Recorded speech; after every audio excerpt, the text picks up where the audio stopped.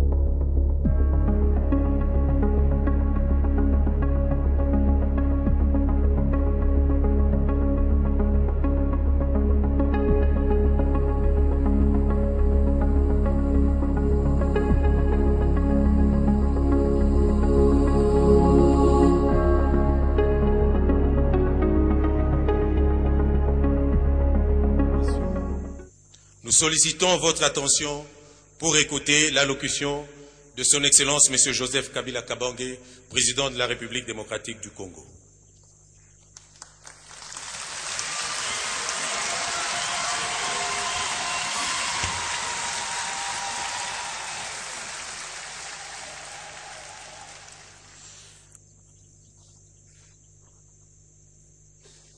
Excellences, Mesdames et Messieurs les chefs d'État et de gouvernement, Mesdames et Messieurs les chefs de délégation, distinguées Premières Dames, Monsieur le Secrétaire général de la francophonie, Mesdames et Messieurs et distingués invités, être tous ici réunis, nous, les États ayant en partage la langue française, est un réel bonheur. Quelle belle opportunité pour exprimer ensemble notre foi aux valeurs d'humanisme, de démocratie, d'égalité, consolider nos liens de coopération et de solidarité, affirmer notre unité par-delà notre diversité. À plus d'un titre, cette journée est une source de joie. Joie immense pour l'Afrique qui accueille pour la 5e fois le sommet de l'Organisation internationale de la francophonie. Joie légitime pour la République démocratique du Congo et l'Afrique centrale dans son ensemble, qui, à travers la réunion sur leur terre, pour la première fois, de la plus haute instance de notre organisation, se voit enfin reconnue une place à la dimension de leur importance pour le présent et l'avenir de la famille francophone.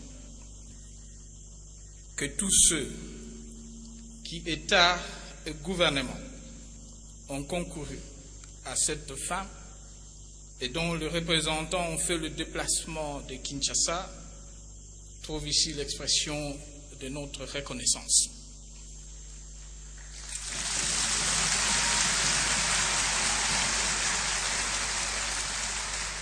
Nous leur disons merci pour leur marque de solidarité et de confiance.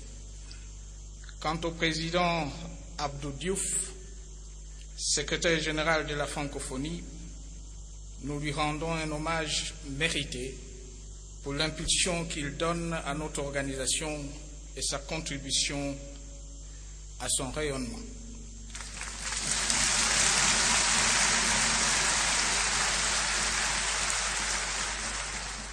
Excellences, Mesdames et Messieurs, c'est depuis 1886, soit plus d'un siècle, que la langue française est pratiquée sur notre territoire national. Elle est, à côté de nombreuses langues de chez nous, expression de notre diversité, un facteur d'unité et un pont avec le reste de l'humanité. Grâce à cette langue, nous sommes membres à part entière d'une grande communauté porteuse de valeurs universelles. Par-delà la promotion de la langue française et la défense de la diversité culturelle, l'humanisme, la tolérance, l'état de droit et la démocratie sont en effet consubstantiels de la francophonie. En adhérant librement à l'Organisation internationale de la francophonie, dont les principes garantissent l'égalité souveraine des États, la République démocratique du Congo a délibérément pris l'engagement de traduire ces valeurs universelles dans la vie de ses institutions et de ses populations. Cet engagement demeure aussi fort aujourd'hui qu'au jour de notre indépendance. Pendant plusieurs décennies, notre pays a été le théâtre de conflits, de sécessions et de guerres, et notre population, victime d'une dictature prédatrice et de la complaisance de la communauté internationale à l'égard de cette dernière.